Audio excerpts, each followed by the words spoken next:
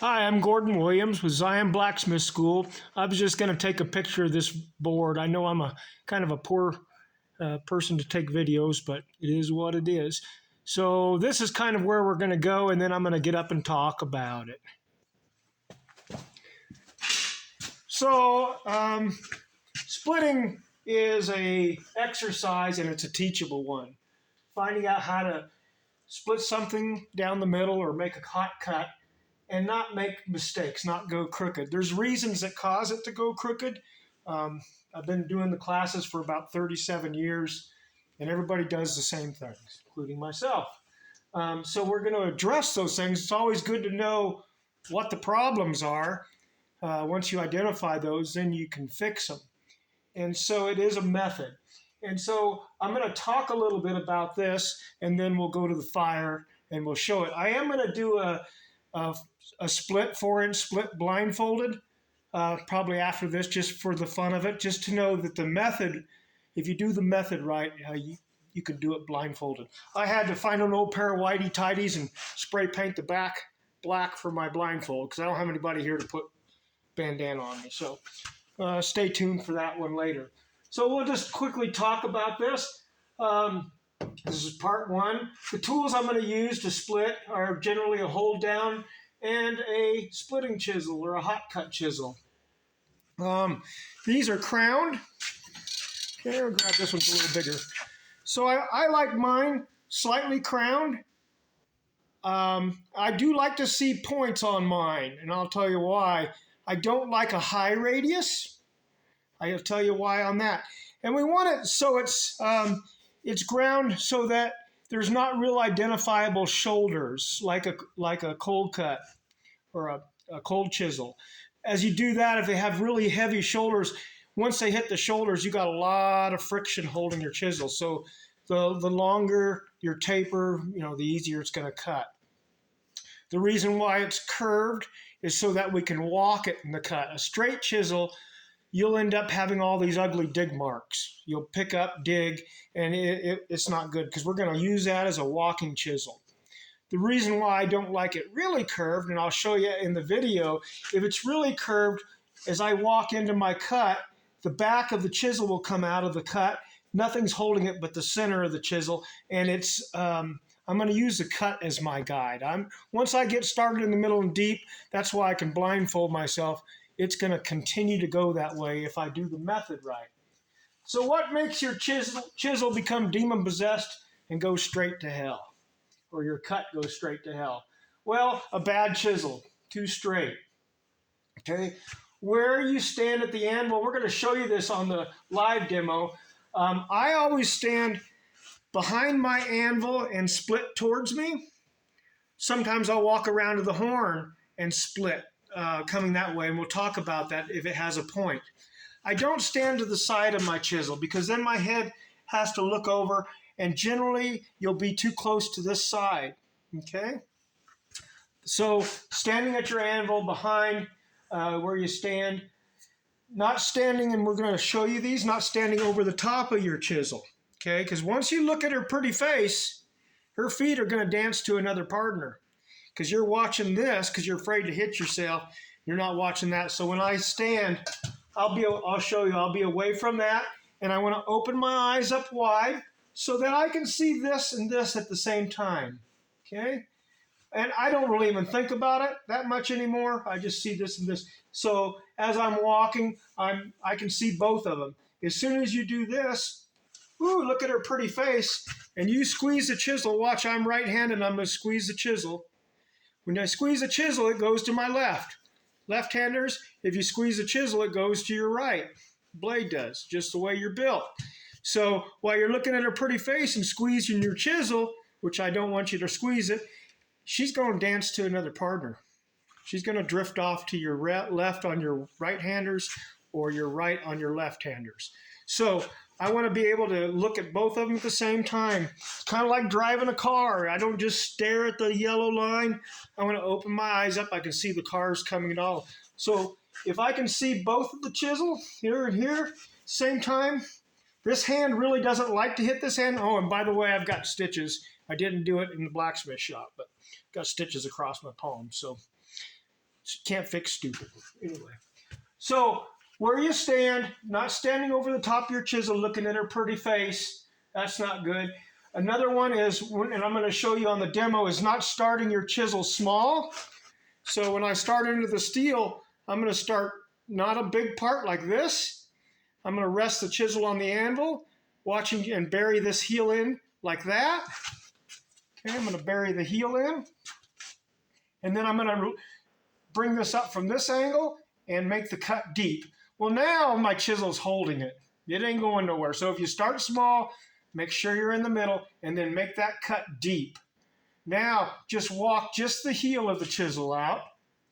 Bury the heel. This is, I'm calling the heel. This is actually heel. How about the leading corner? Bring the leading corner out about 1/8 of an inch. Bury it into the steel, and then level the cut deep. The cut's now guiding it. You're not. Bring the chisel out. Bury the heel or the leading corner, and level the cut deep. Now your cut's holding it if you make the cut deep enough. If you walk too much out of the cut, the back of your chisel, I know I'm probably in a bad spot, the back of your chisel will come out, you're having to guide it, and then it gets demon-possessed and goes to hell. Goes right to your weak arm, your left or your right, depending on that. So that's one. We'll show you that. So don't squeeze your chisel, because when you do, as you'll see the blade, it goes that way, or when I squeeze it, it goes that way, okay? The other one is letting your steel get cold, and I call if you do that a cold pecker, because as it gets cold, and you don't want to do this strike, pecking at your chisel, because what happens is it bounces the chisel out, and you get a second cut. Bounces it out of the cold steel, get a second cut. So don't be a cold pecker.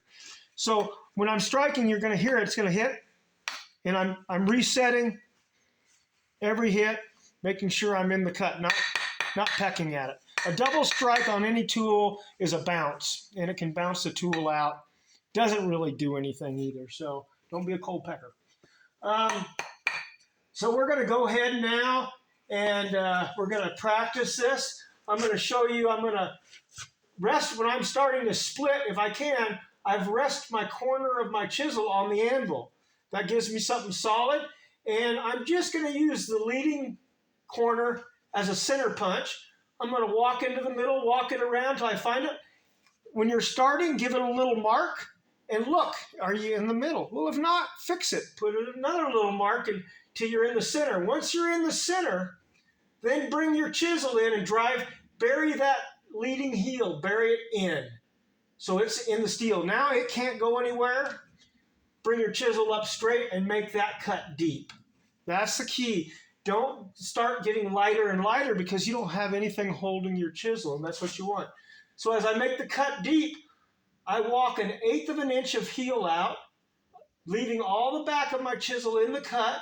I bury it, I hit it till that leading corner buries into the steel, and then I bring my chisel back up to a 90 and bury it deep. So every time it's 1/8 inch out, bury deep. 1/8 inch out, bury deep.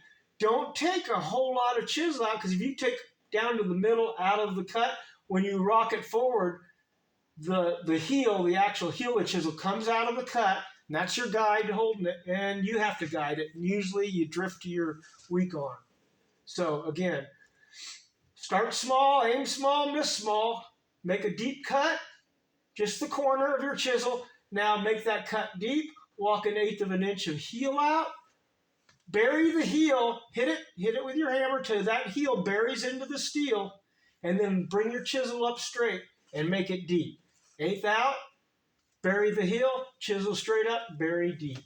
Okay, so let me get some stuff hot and we'll show you. Okay, we're getting ready to cut this, or this is just a piece of wood. Sometimes wood might be nice for you to practice on versus clay that's a little soft. You can see I just put a little mark there.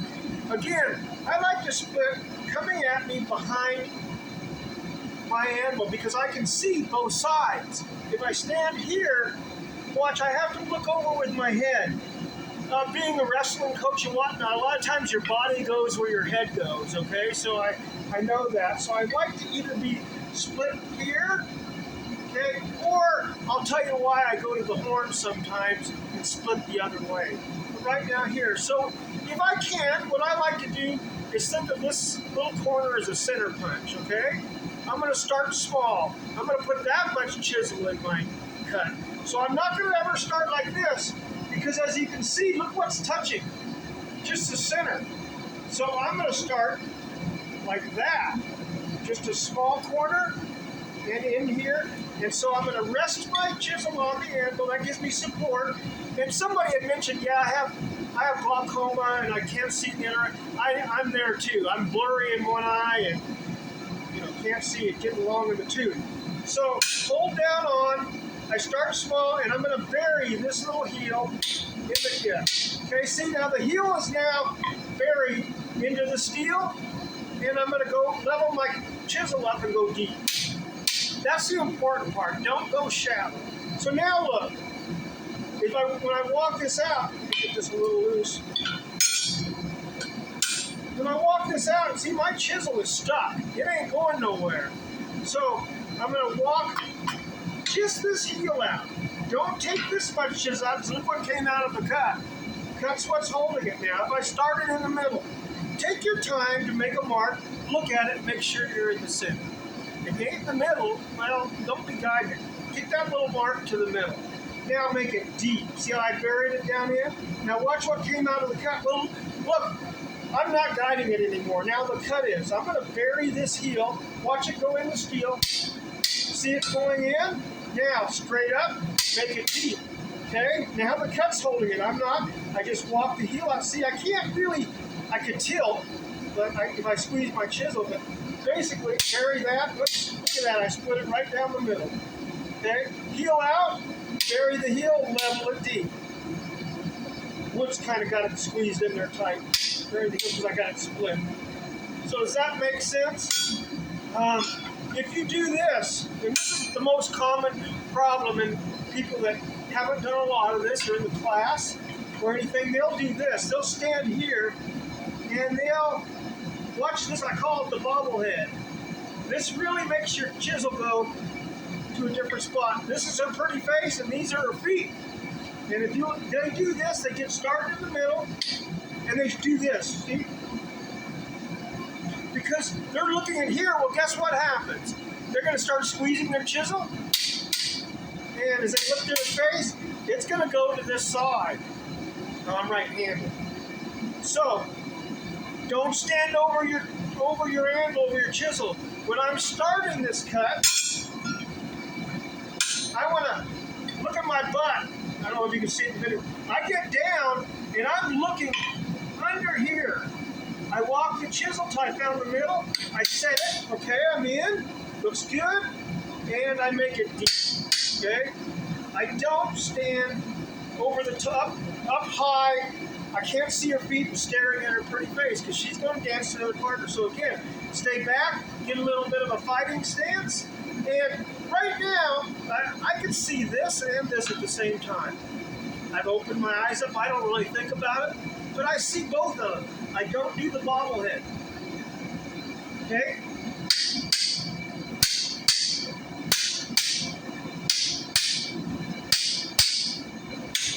So on, okay? Get your split. Okay, so let's do it in real time now.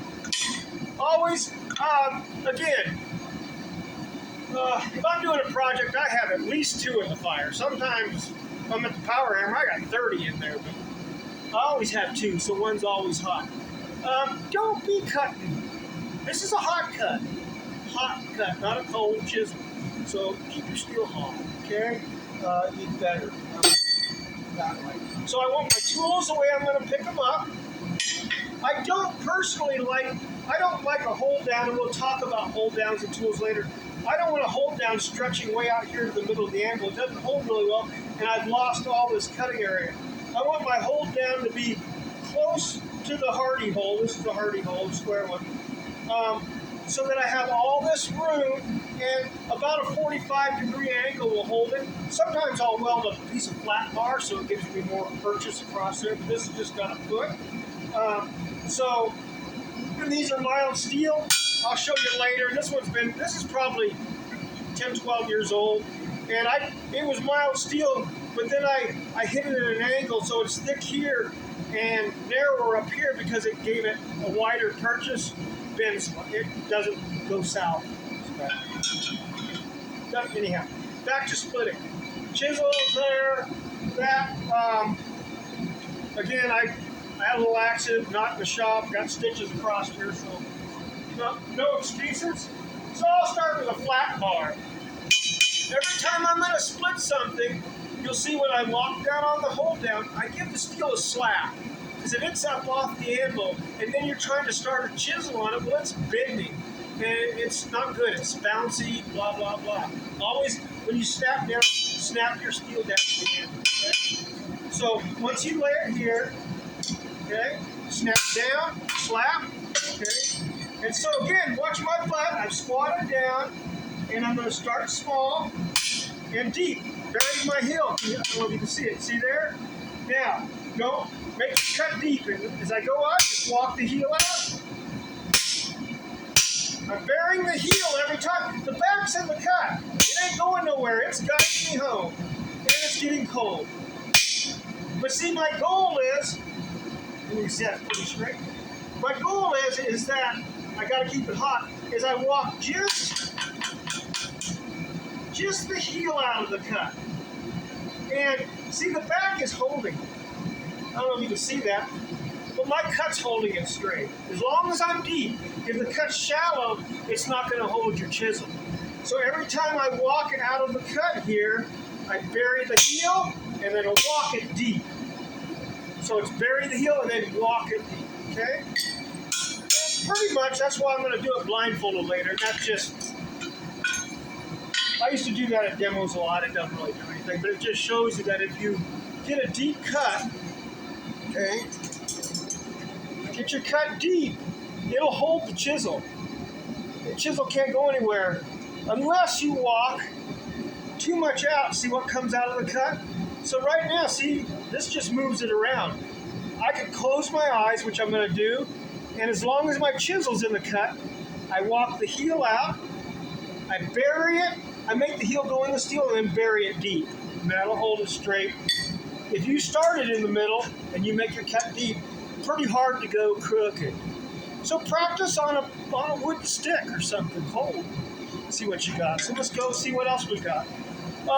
So when you split steel, and we'll show you on one, you split steel all the way down to the anvil, and then I'm going to use a piece of aluminum. And I want to be, if I'm using aluminum, I want to be almost all the way to the anvil. I can feel the anvil. Because if you get on the aluminum too quick, when you're hitting aluminum's soft, and it'll collapse the steel against the chisel, and it binds it up, and it takes forever. So I'm almost through. Now, I use aluminum mostly in the school because students are a bit abusive on stuff. Mild steel, like a 1/4-inch mild steel plate, get it hot, non-magnetic, normalize it, set it on a hot brick or something, let it cool slowly, and you'll have a cleaner cut on the bottom, almost no rag. On aluminum, you'll have a little bit of rag. Mild steel, very, very little. When you're cutting from one side only, and I'll show you on the bigger steel, the bottom of the cut, as it cuts through, will be wider, the top of the cut's narrower as it compresses as you're working it. It's kind of a rhombus or a parallelogram. If you split halfway through, which I'll do, and then turn it over and finish the split so the rag is in the middle, both sides are basically the same thickness, perpendicular, with a little rag line down the middle. And I'll show you that. I'm going to do a bird on a split, another video maybe tomorrow. Okay. So here we go with something else. And I'll show you a little bit about splitting through. Once you get a straight line and it's steep, then don't be doing this walking thing. Go to your thickest part, the part that's the most you have to split, if it's thicker back here than here, and send it home. Get it sent home. Don't just walk it along. It takes too long. Get that split down and then bring it to your aluminum. So like this one is a taper. It's got a bit of a taper, see, for like a steer horn. I always slap down, I squat down, I start small and deep, okay? With same right plan. I ain't going to the cut's holding it. I'm not guiding it. Look where I'm standing. I'm away from my chisel. All I'm watching is the leading point coming out. But the chisel is in the cut. Now, once you're in like that, take it home to almost to the anvil. I can feel it hit the anvil. Now I'm going to lighten up here because I don't want to cut through it and have to sharpen my chisel. Now, yes, I used to, on all my stands, I had beeswax. As they're cutting, I'd want them to clench the chisel. They don't remember. I don't even do it unless I'm cutting really big steel. If this doesn't get hotter than the steel, you should be okay. And these are consumables. I watched a guy from England do a whole demo, made his chisels out of a piece of mild 1/4 by 3/4, and did the whole demo with it. But this one's probably sucking. Okay? So I got a cut. It's almost all the way through. I'll finish the split on the aluminum. We'll talk about hammering too. Now, again, I'm almost through to the anvil now. When I did that, I buried it down deep here, lighter here. It's already starting to split loose. When I'm actually splitting loose, I'm not going to put the whole chisel in there and cut it. That whole surface area is too much mass in there. Always focus the force on your hammer, anvil, wherever you're hammering. The smaller the area you focus the force, the more results happen quicker. So I'll use a little chisel, split it, little chisel split as I go and it'll open up. I don't put the whole chisel in. I'm trying to make that whole face cut 1 inch, and so is the anvil. So I'm going to isolate all my force on a small area as I split it through. Take her home to mother. Okay. So this is going to be a bird later, but I've made this cut halfway through the steel, and now I'm going to turn it over, and I don't have to mark it because I don't know if you can see that. If I'd hold it still, probably you can see where the cut terminates right there. I'm going to walk this cut till it just opens up and split, and that'll make both my pieces basically the same thickness. If I split all the way down from one side, this side will be wide, narrower, the top and the bottom will be wider. This will be a little bird we'll do it next video. I might have one already started here. Yeah, I kind of do. Got another one. So again, on this one, I'm not going to use the aluminum. I've already got a split halfway through. Again, I snap down, I drop my butt down, and I find the middle. Okay, tap in. Now I'm going deep. It's basically there. You can see it splitting open. Okay? And I'm split open. This will be the hummingbird later. We'll do the little bird. And basically both these halves, if I hold it still, are basically the same thickness all the way across. Versus if I split from one side down all the way to the bottom, the top will be narrower than the bottom. For what I'm doing. Okay? We'll use that later for a bird. Okay, I'm going to finish this on the aluminum. There's some other fine-tuning parts about splitting through, but I probably won't go over those. Once you get this method down, again, I tap down, I start small, and I'll get more action by less chisel in the cut. Okay, and I'm there. Less chisel in the cut goes quicker than more chisel in the cut when I'm cutting through. Okay, so now, if you'll look, you see the width of the top up here? See how the bottom's wider? So when you split from one side, the top is narrower and the bottom's wider. Okay? And there we go. Probably missed some, but I hope you enjoyed it. You can find these videos on YouTube at Gordon Williams Zion Blacksmith School, and I'll post them on the Beginner Teacher site on Facebook. All right, thanks for putting up with this. God bless, and have a good day and happy forging.